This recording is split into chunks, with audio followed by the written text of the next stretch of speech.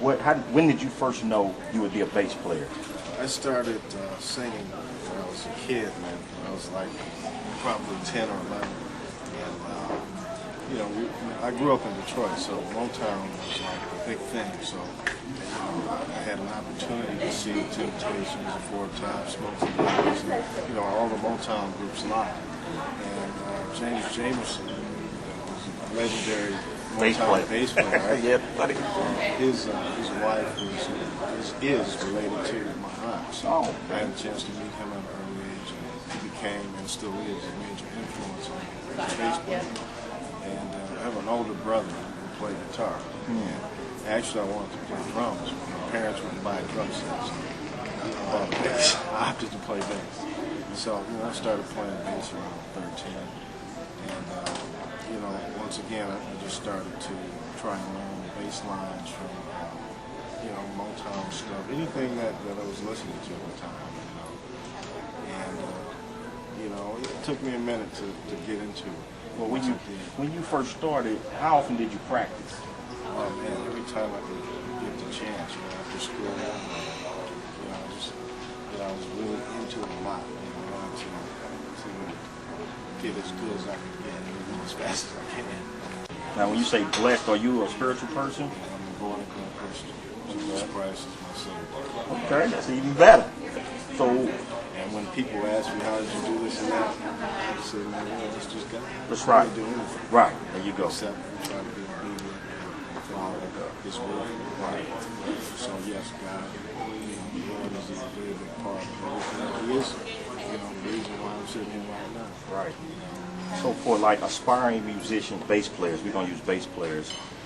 What would you recommend as far as not getting started, but someone who's already playing but has no direction? How do you make CDs? Do you? Direction is it's a good word. I would suggest to any musician, not just bass players, since we're talking about bass players, is to gain as much knowledge about the instrument and about music. What do you mean? As far as theory, learning how to read. Most bass players don't read. See, that's those are professional skills that you should have. So you as a Christian, do you find it what's the word I'm looking for? Juxtaposed to like being a Christian musician and then being a secular musician?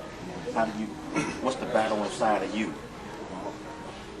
According to the Word of God, we're doing a lot. Right. So I know that the gift God has given me, the gift music, is anointed. It's from Him.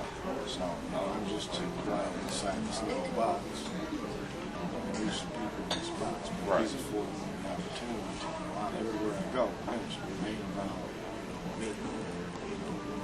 Even the people that I play with, even if some of the people I play with are Christian.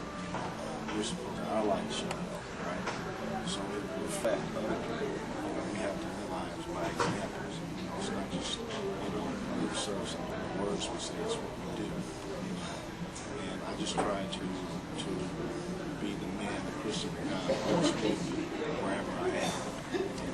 And to me, it's no different. Christian version of a regular job or something. Music is music. Right. Last question. And this one is about professionalism, about musicians you want to prepare. Do you run into that a lot, or is it a lot? You can, and it varies. It varies. I've even seen some really big guys. Yeah, of course not. Guys that have been in the industry, have resumes as long as they can show up late. It's just it's a professional courtesy. Once again, if you're working on a different kind of jobs, they kind of got to be on time. Right.